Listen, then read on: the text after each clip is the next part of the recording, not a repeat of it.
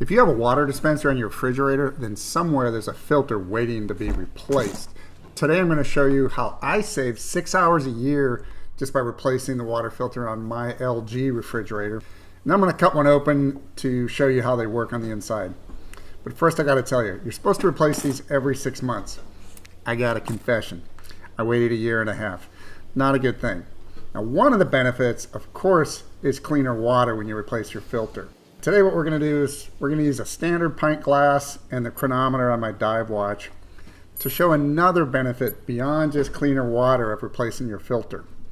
Now, if you wait 1.5 years like I did, what happens is the filter fills up with all the stuff you don't want, like lead, chlorine, microbes, and over time it takes longer to fill the glass. But you might not notice it because it's happening slowly over time. This particular one takes, over 15 seconds just to fill a glass.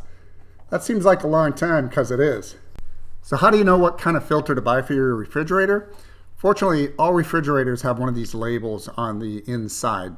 So just find the model number and search on the model number and the words water filter, and you should find plenty of good quality filters available for your refrigerator. So let's go ahead and open the box and break the seal on our new filter. But where does this new filter go? This particular LG model refrigerator made it really easy.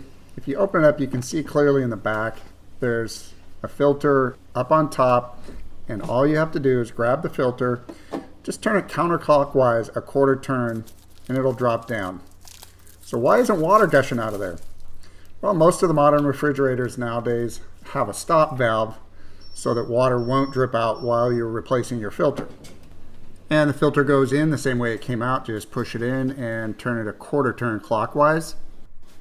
New water filters should all come with labels with the month on there, but there's no year. So if you're like me, you might want to write the year on there so that you don't wait 1.5 years to replace it again.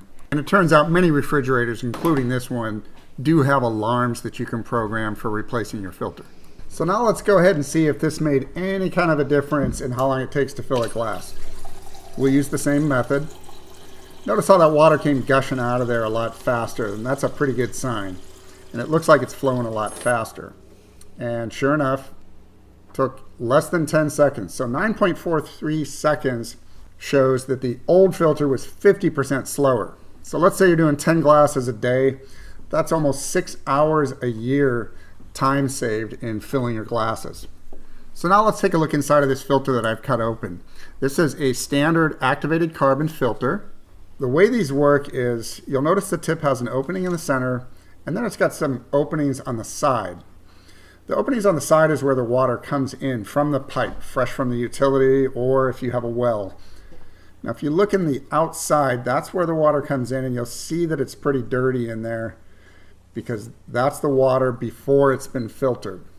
The pressure forces the water through the filter block where it's going to come out in the middle where it goes into your glass eventually. What's happening over time is as the unfiltered water continues to flow through the filter block, it fills it up or plugs it. And that's why it's going to take more time for the water to get through the filter. Well, if this helps you guys out, please give a thumbs up and subscribe for future videos. And if you know anybody else trying to do this, please do share this video. Thanks for watching.